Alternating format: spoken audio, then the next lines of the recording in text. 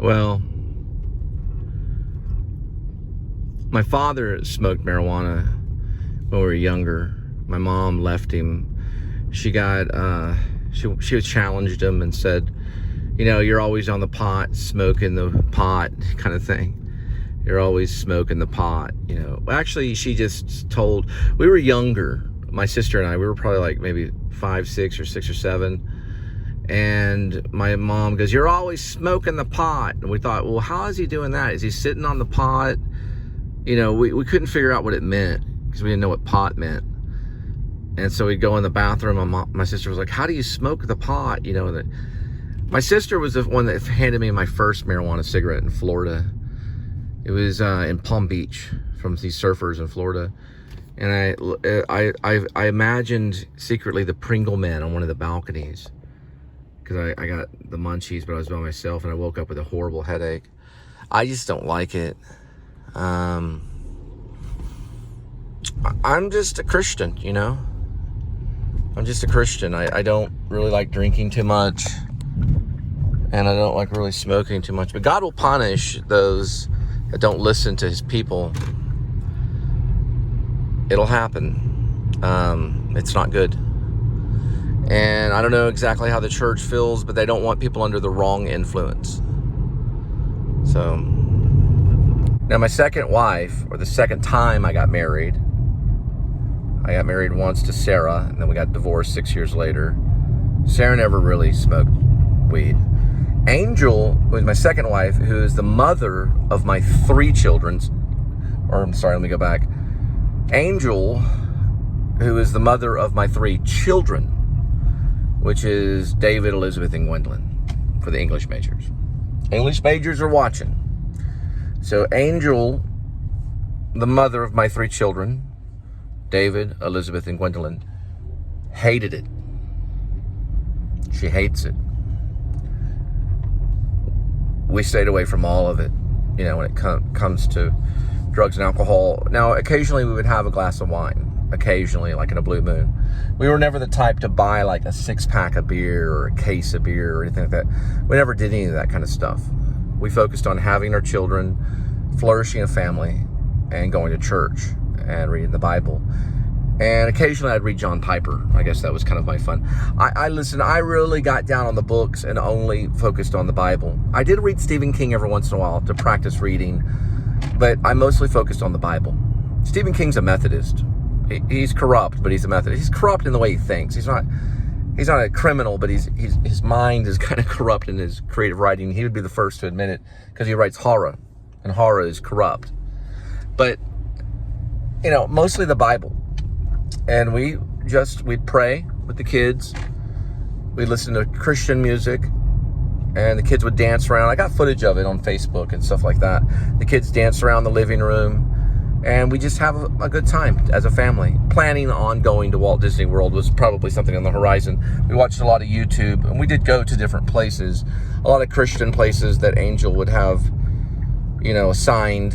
You know, it'd be on the calendar, and it would be on, you know, where our destination or where we would go, which would be like a Christian establishment. So we were very Christian. Instead of going to one establishment that was not so Christian, we'd go to another establishment. But Angel was not raised in that kind of environment as a young girl. I don't know if she's going to write her book, Never a Dull Moment, but her father was kind of a criminal named Randall, and taught her all kinds of things, like how to hotwire a car, all kinds of weird things. So I taught Angel, yeah. And Angel was going to write a book about her being raised among drug addicts.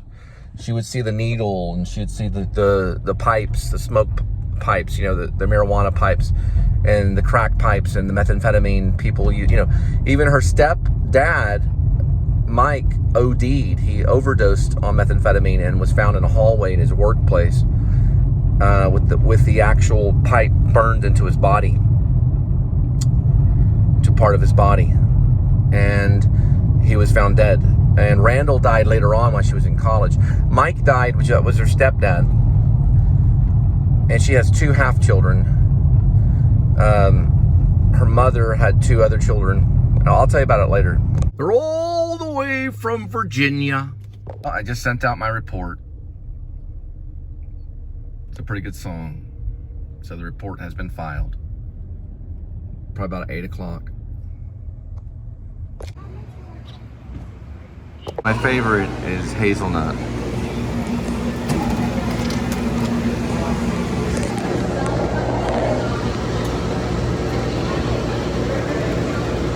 It's not bad.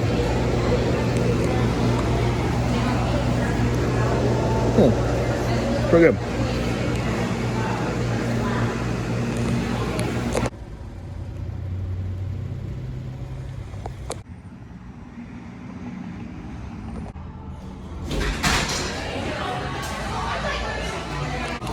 I'll have my 4th child at 57, probably. Maybe sooner.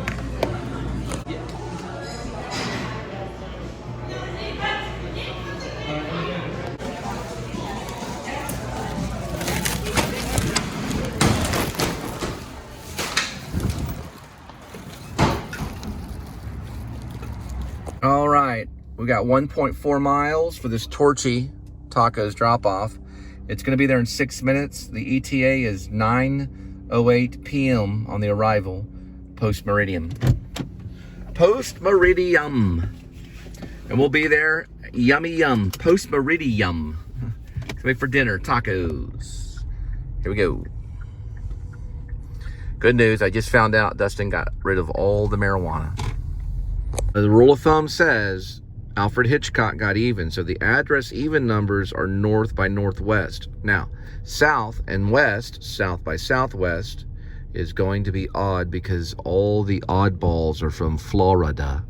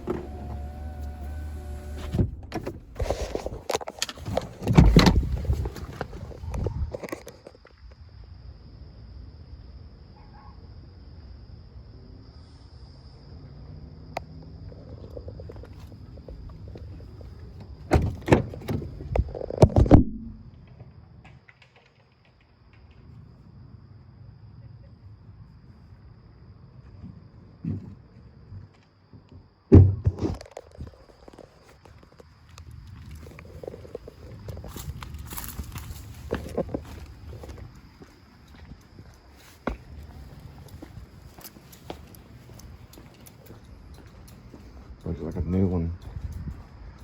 It's a new area right there. And it's nice. Very nice. No address.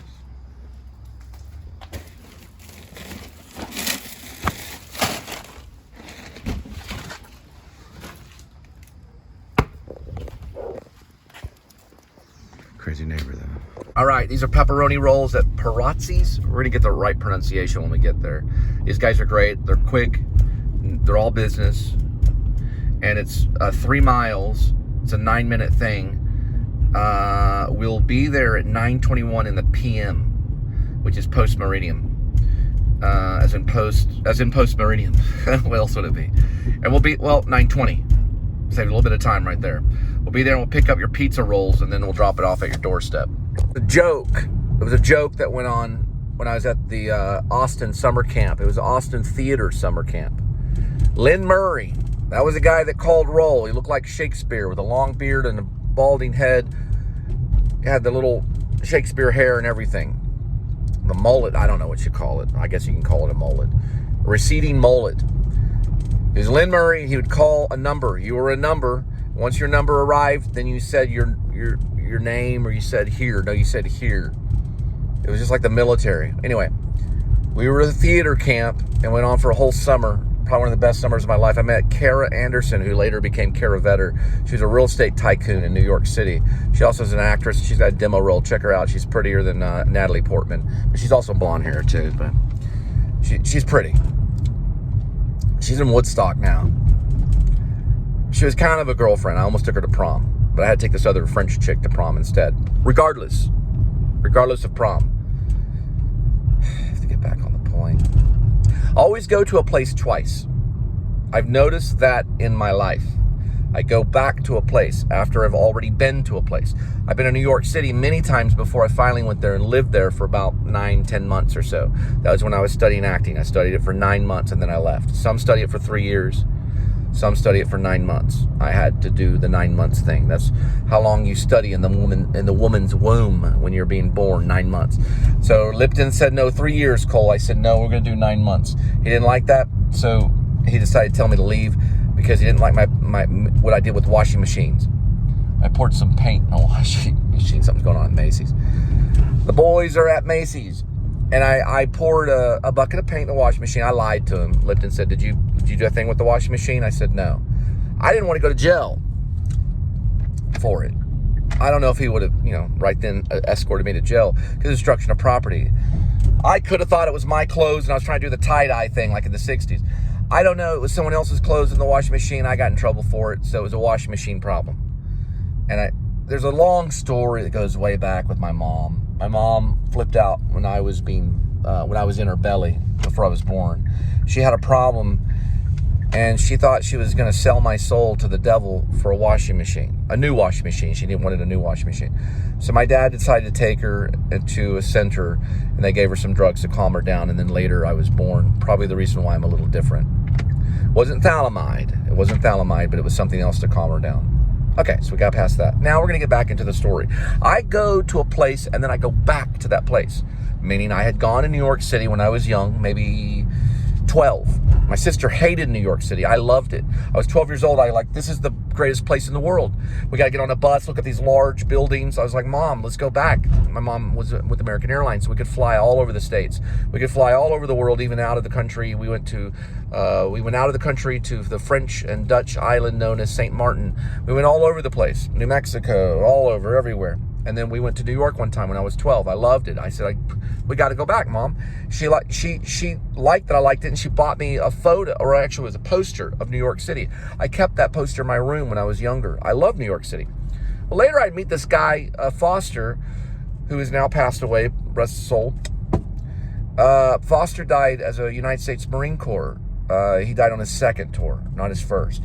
When he came back on his first tour, he had a brand new sports car, red sports car. They gave him probably 6 figures just for combat pay. And he had got probably a 60,000 or maybe a 50. No, back then it was probably like a $30,000 sports car. It was a really nice sports car, a little red one. He pulled up. I was still skinny, and he was, looked like something out of a wrestling magazine. He was a pretty buff guy, really big. His main goal in life was to be a cop. He was going to be a police officer. And so I think he was in Explorers in high school and all kinds of stuff. He was riding around with cops. It was police officer, any type of police officer job he could get at a young age, and then he went to the Marine Corps. Well, he went out to Florida, and someone mouthed off. His mom died of smoking too many cigarettes. So did his dad. They died at different times. His mom died in Summerfield, and I saw her when she was on oxygen, and everything went south. She started coughing up blood, and then she died. We were just graduating high school, so I went to Queens because his family's from Queens, New York. And I flew into Queens, and they took me into Queens, and I stayed with him for a few days. And I remember we watched a movie. It was Ethan Hawke's movie about the soccer team.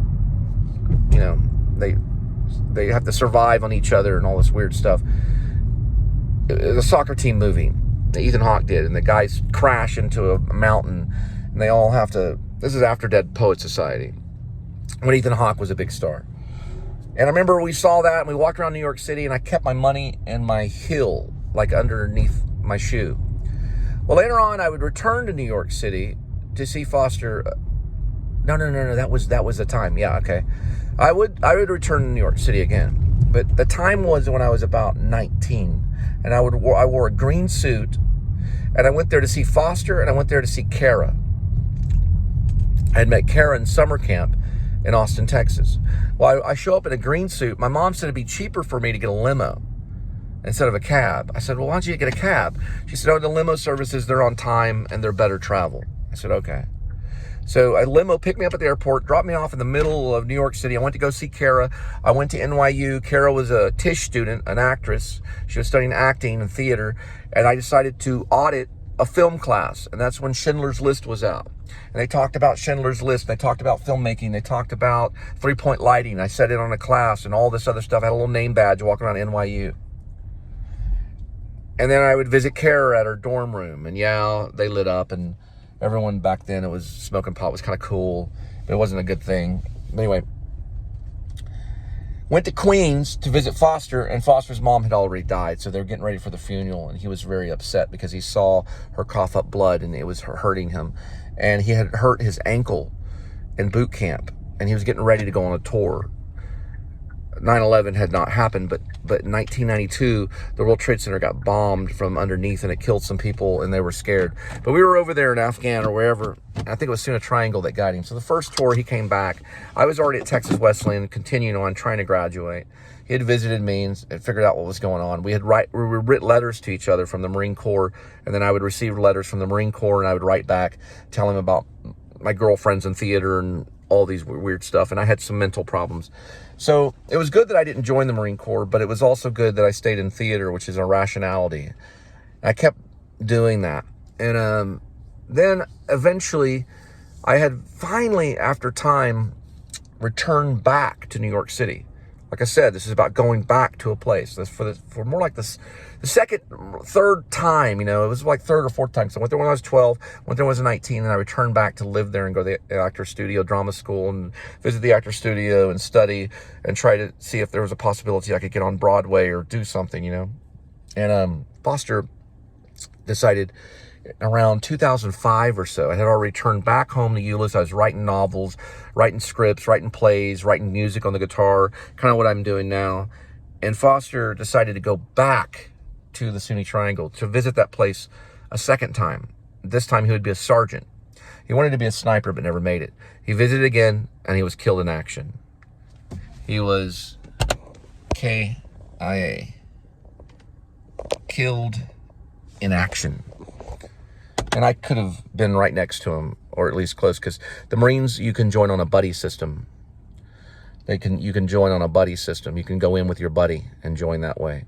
That way y'all learn together and become killers together. Because in the Marine, they tell you, the Marines, they tell you and they train you to kill, kill, kill. They shout it as loud as they can. Kill, kill, kill. And they have a war face. I'm by this pizza place, so I'm not going to show you my war face. Now, Foster's dead. He didn't make sniper. He did not make it very far as a sergeant, and he did not bring back his reward of being combat. You know, the combat pay. He did not get to recover and marry his wife in Alabama or wherever it was. I don't remember where. He did not get to live on. He died. So that's what happened to him. He returned back a second time and he died. New York City's hard. Los Angeles is hard. Those are adventures, but they're hard. Adam Driver went out there and spent one day under a bridge in his car contemplating, drove back and joined the Marines, and then went through all this other stuff, finally landing the audition somewhere, I don't know, New York or somewhere, and then they made him into a movie star, but he was also a Marine, you know. They go through all these little different things, you know, they go through these little processes, and they get bad equipment. I should have a Canon, you know, G7 Mark II, filming my iPhones and making money, but I just have this thing only. And that's about it. So I'm sent out on these recons to find all these little things, you know, these little stories, little things that I have to find. But I never joined the Marine Corps. I never joined any military branch. My father taught me some militia stuff because my father would take me out and go hunting, and he'd teach me how to snipe, and he taught me all these things. I learned jiu-jitsu on my own. That's all militia stuff.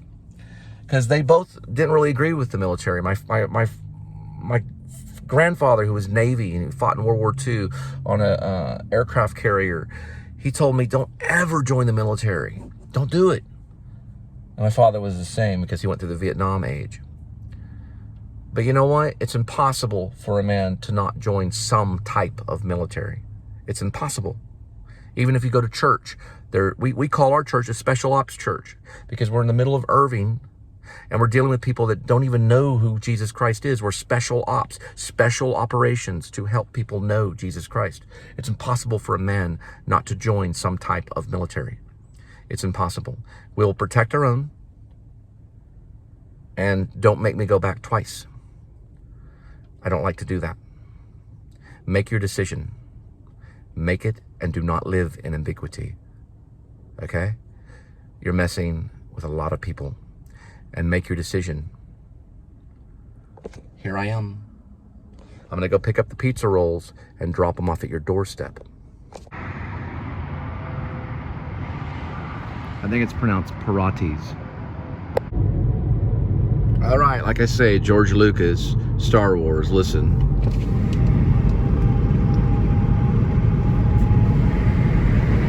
That's what he modeled it after, the highway.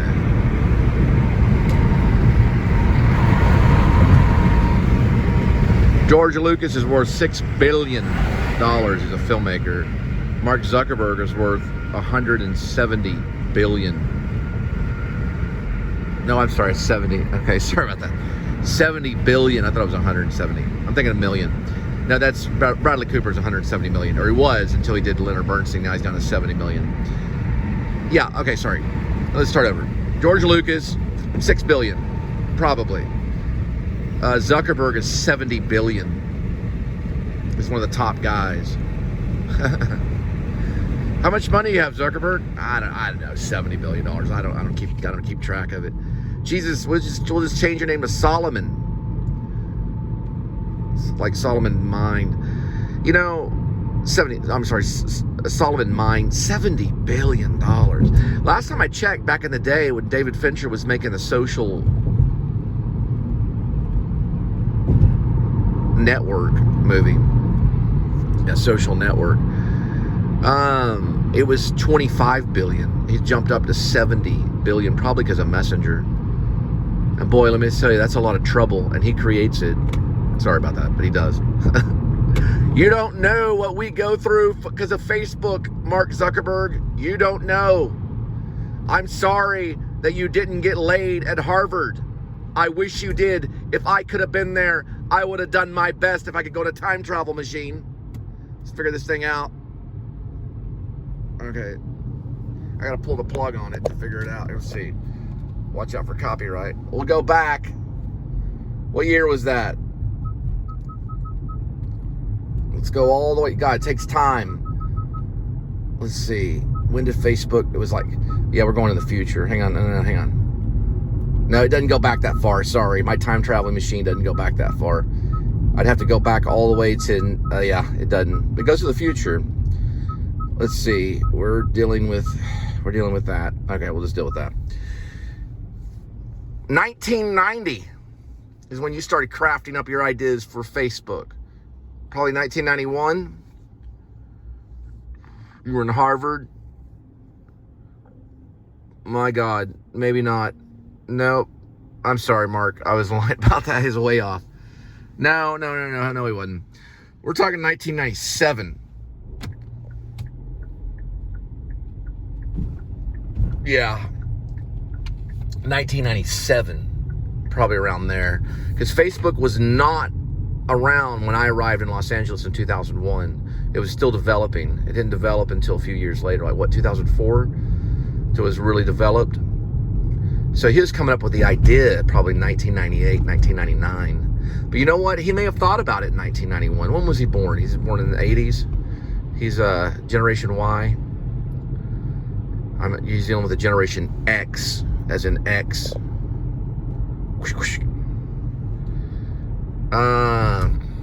Zuckerberg, yeah. They got low ratings, 2 stars on Google, and then 2 stars on Apple. An Apple rating. But Messenger got high stars. So they like the Messenger. You did well with that. Not Face Mesh, which is your dating thing on Facebook. My goodness. Swipe, swipe, swipe. Who's pretty, pretty? My goodness. I played the gander. Double T, double E, double R. Double R, double I, double F. You know, terrific is what? Terriffic. Why the 2 F's? Terrific. It's not 2 R's. Double T, double E, double R, double I, double F, double F, double T, double E, double R, double I, double F, double F, double I, double C. Whoops. Double T, double E, double R, double I, double F, double I, double C.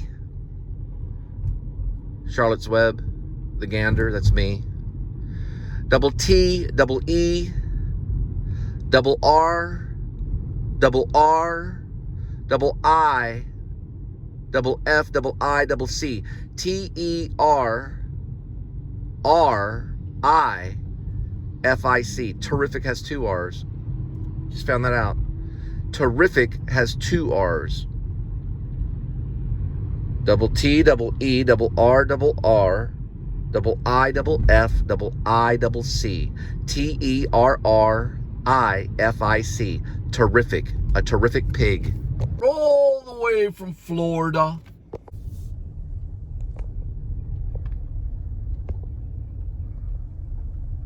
right, this is going to be the other Torchy taco. We're going to pick that up and drop it off at your doorstep. 4.4 miles. It's going to be a 13-minute drive. We'll be there at 9:55 ETA arrival. And the PM as in post-meridium. Wow, I was way off. You were already programming in 1997, but you started Harvard in 2002. And then you left and went to California. You were Epsilon? Yes, and the Kirkland House. Man.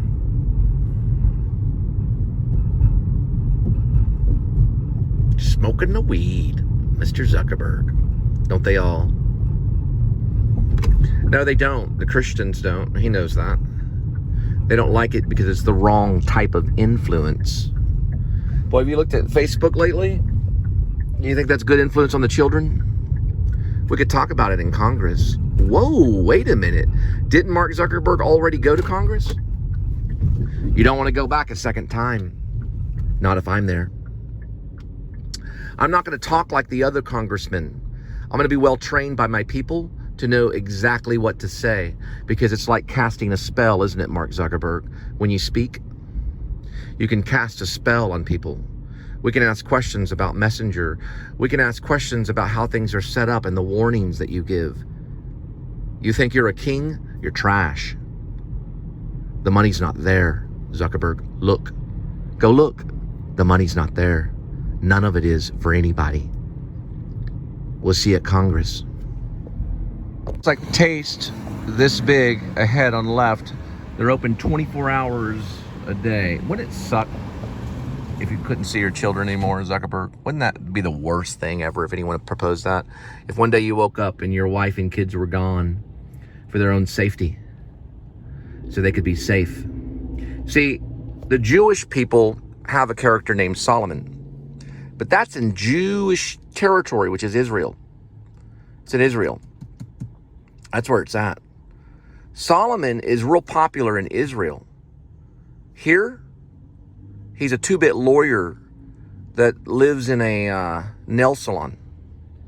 You know this. The money's not there. Go look. $70 billion? Really? Look. Go find it. Go see where it's at. There's a reason you went to Congress. That'll never happen to you, Mark Zuckerberg. You'll never lose anything. Not until the afterlife. It'll never happen to Mark Zuckerberg. He'll never have to worry about a custody battle in his entire life. Just like Harvey Weinstein never had to learn or Harvey Weinstein never had to worry about a custody battle at all. Now Harvey Weinstein doesn't have to worry about anything. Nothing at all. And we do our very best to try to break him out on maybe, let's say, artistic, freedom. Artistic freedom. We have the right to say whatever we want to say about anybody. Whatever we want to say. Blah, blah, blah. Mark Zuckerberg, Harvey Weinstein all day long.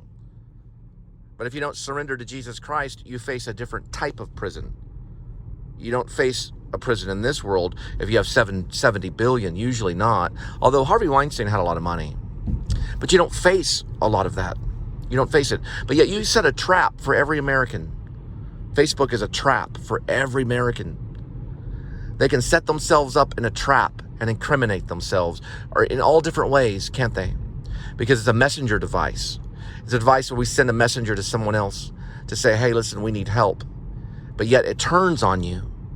That's what happens if a Christian would go up to a temple, right? A Jewish temple, and say, look, I need help. It would turn on them. They have to stay at the Christian churches, not any temple at all. Because this real estate is not ours. We don't need Israel. The Christians don't. We don't need it. We don't need any real estate. Our real estate's in the sky with Jesus Christ. I'm not afraid of any of you, especially Harvey Keitel. Even though I know Harvey Keitel likes me, I'm not afraid of him. I'll take him on any day in 5 minutes in a ring. Bust his nose wide open in front of everybody. Whoops, my stage combat messed up. Sorry about that, Harvey. Alec Baldwin, you want to come in? I'll teach you how to shoot a gun. Did someone put that bullet in there, or was that just simply an accident? Well, she was a beautiful lady. So was Channing Freelove. Yeah, we're going to Congress.